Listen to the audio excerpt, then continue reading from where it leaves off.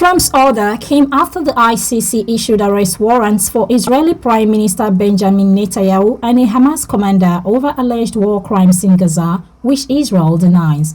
The U.S. accuses the court of illegitimate actions and claims that its decision set a dangerous precedent. The ICC, which prosecutes genocide, crimes against humanity, and war crimes, said the sanctions threaten its independence and pledged to keep delivering justice.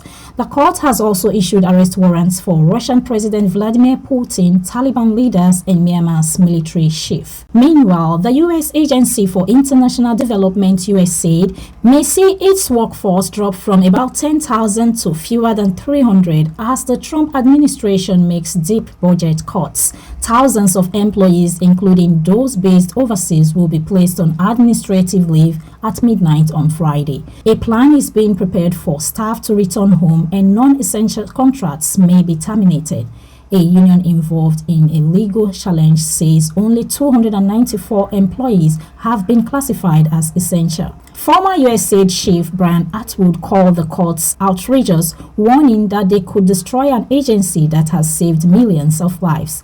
USAID is the world's largest humanitarian aid provider, operating in more than 60 countries. Former Singapore Minister Subrahmanyam Iswaran, who was jailed last year for corruption, has been allowed to serve the rest of his 12-month sentence at home.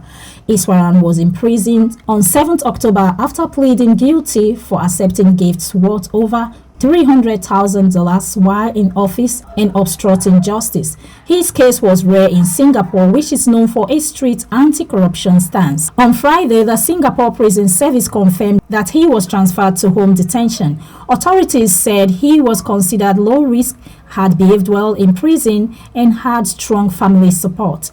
Under home detention, Iswaran must wear an electronic tag and report to prison officials for counseling. And lastly, on Global News, activists gathered outside the U.S. consulate in Jerusalem demanding the release of 76 Israeli captives still held in Gaza, according to local media. The protest was organized by Mishmeret 101, a group inspired by Mahatma Gandhi's non-violent resistance against British rule in India. A fifth prisoner swap between Israel and Palestine is scheduled for tomorrow, but protesters worry that recent remarks by U.S. President Donald Trump could disrupt the exchange.